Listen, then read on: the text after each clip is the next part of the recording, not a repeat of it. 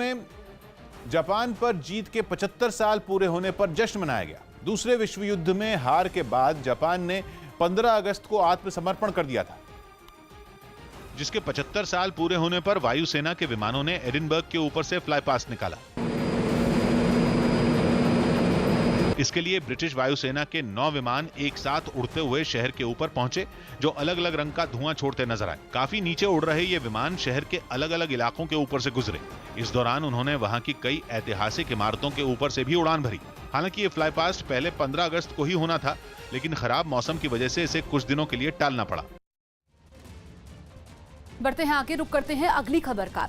Italy की बात हम करते हैं और इटली में आग लगने की वजह से एक जहाज समंदर में डूब गया, लेकिन डूबने से पहले उस पर सवार 8 पर्यटकों समेत 17 लोगों को सुरक्षित बचा लिया गया।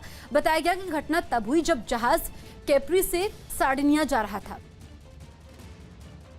लेकिन बीच रास्ते में ही उसमें भीषण आग लग गई और फिर कुछ ही घंटों के अंदर जहाज ने समंदर में जल समाधि ले ली। समंदर में जहाज के डूबने से पहले जो तस्वीरें सामने आई, उनमें एक तस्वीर में जहाज आग की लपटों से घिरा दिखाई दिया।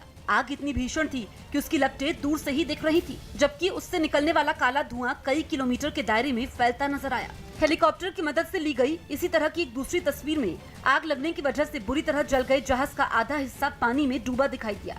इस बीच उसके अलग अलग हिस्सों से आग की लपटें भी निकलती रहीं। इसके बाद जहाज धीरे धीरे समंदर में समाने लगा, जिसकी वजह से वहाँ धुएं का गुबार उठता नजर आया। थोड़ी देर बाद जहाज पूरी तरह समंदर में डूब गया। राजस्थान के प्रतापगढ़ में उभनती नदी में स्टंट करना एक लड़के को महंगा पड़ गया। हादसे से ठीक पहले उस लड़के ने नदी के दोनों किनारों पर पेड़ों से बंधी एक रस्सी के सहारे सैलाब को पार करने की कोशिश की, लेकिन तेज बहाव को सावधानी से पार करने के बजाय उसने स्टंट करना शुरू कर दिया। रस्सी की मदद से वो धीरे धीरे आगे बढ़ रहा था, लेकिन अपने पैरों को उसने सीधा नहीं रखा और उन्हें पानी के ऊपर मारता रहा।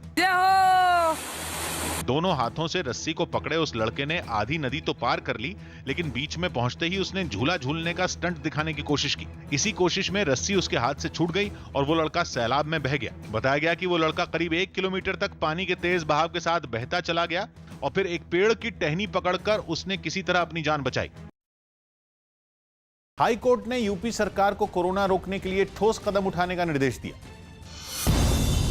इलाहाबाद हाईकोर्ट ने यूपी में कोरोना मरीजों की मौत का आंकड़ा बढ़ने पर चिंता जताई और राज्य सरकार को कोरोना फैलने से रोकने के लिए ठोस कदम उठाने का निर्देश दिया। साथ ही अदालत ने मुख्य सचिव को इससे निपटने के लिए बनाया गया एक्शन प्लान भी देने का आदेश दिया।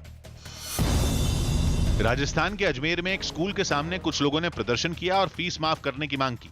इस दौरान कुछ लोगों ने कोरोना संकट में फीस जमा करने के लिए स्कूल पर दबाव बनाने का भी आरोप लगाया। हमारी मांगे पूरी करो। अमेरिकी राष्ट्रपति के चुनाव में डोनाल्ड ट्रंप भारतीय मूल के मतदाताओं को रिझाने में कोई कसर नहीं छोड़ रहे हैं। व्हाइट हाउस में हुए एक कार्यक्रम के दौरान ट्रंप ने एक भारतीय सॉफ्टवेयर इंजीनियर को अमेरिका की नागरिकता दी। भारत की सुधा सुंदरी नारायणन के अलावा 4 और देशों के नागरिकों को भी वहां की नागरिकता दी गई। अमेरिका में भारतीय मूल के मतदाताओं की संख्या करीब 20 लाख है। दुबई में किंग्स 11 पंजाब और राजस्थान रॉयल्स के खिलाड़ियों की तीनों कोरोना रिपोर्ट नेगेटिव आई। साथ ही दोनों टीमों ने क्वारंटीन के नियमों को भी पूरा कर लिया, जिसके